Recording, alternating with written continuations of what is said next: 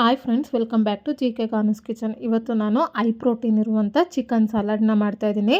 ಈ chicken ಸಲಾಡ್ನ diet ಮಾಡೋರು ಹಾಗೆ ಜಿಮ್ಗೆ ಹೋಗೋರು ತುಂಬ ಈಸಿಯಾಗಿ ಮಾಡ್ಕೋಬೋದು. ಮೊದಲಿಗೆ ಈ ಚಿಕನ್ ಸಲಾಡ್ನ ಮಾಡೋದಕ್ಕೆ ಈ ಥರ ಒಂದು ಪ್ಯಾನ್ನ ತೊಗೊಂಡು ಸ್ಟವ್ನ ಆನ್ ಮಾಡಿ 2 ಟೇಬಲ್ ಸ್ಪೂನ್ ಆಗೋಷ್ಟು ಎಣ್ಣೆನ ಸೇರಿಸಿ, ಎಣ್ಣೆ ಕಾದ್ಮೇಲೆ ನಾನಿಲ್ಲಿ 200 ಗ್ರಾಮ್ ಆಗೋಷ್ಟು ಬೋನ್ಲೆಸ್ ಚಿಕನ್ನ ತೊಗೊಂಡು ಅದಕ್ಕೆ ಸ್ವಲ್ಪ ಪುಡಿ ಉಪ್ಪು ಹಾಗೆ ಅರಿಶಿನ ಪುಡಿನ ಸೇರಿಸಿ ಮಿಕ್ಸ್ ಮಾಡಿ ಇಟ್ಕೊಂಡಿದ್ದೆ.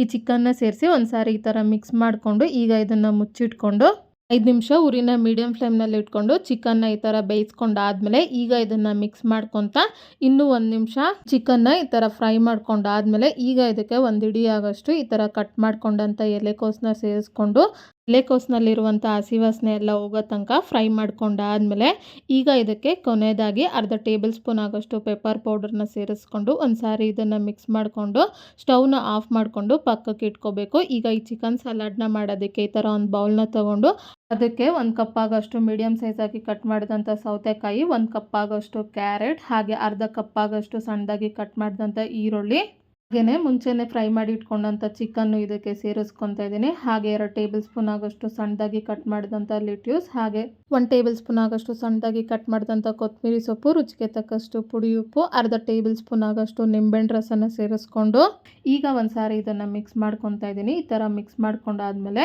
ಹೈ ಪ್ರೋಟೀನ್ ಚಿಕನ್ ಸಲಾಡ್ ಈ ಥರ ರೆಡಿಯಾಗಿದೆ. ಈಗ ಇದನ್ನು ಈ ಥರ ಸರ್ವಿಂಗ್ ಬೌಲ್ಗೆ ತೊಗೊತಾ ಇದ್ದೀನಿ. ಹಾಗೆ ನೋಡಿದ್ರೆ ಎಷ್ಟು ಈಸಿಯಾಗಿ ಚಿಕನ್ ಸಲಾಡ್ನ ಮಾಡ್ಬೋದು ಅಂತ. ರೆಸಿಪಿನ ನೀವು ಒಂದ್ಸರಿ ಟ್ರೈ ಮಾಡಿ, ನಿಮ್ಗೆ ಹೇಗೆ ಬಂತು ಅಂತ ನನಗೆ ಕಮೆಂಟ್ ಬಾಕ್ಸ್ನಲ್ಲಿ ತಿಳಿಸಿ. ಹಾಗೆ ನಿಮ್ಗೆ ಯಾವುದೇ ರೆಸಿಪಿ ಬೇಕಾಗಿದ್ದರೂ ಕಮೆಂಟ್ ಬಾಕ್ಸ್ನಲ್ಲಿ ಕಮೆಂಟ್ ಮಾಡಿ. ಹಾಗೆ ಈ ರೆಸಿಪಿ ನಿಮ್ಗೆ ಇಷ್ಟ ಆದಲ್ಲಿ ಲೈಕ್ ಮಾಡಿ, ಶೇರ್ ಮಾಡಿ, ಸಬ್ಸ್ಕ್ರೈಬ್ ಮಾಡಿ.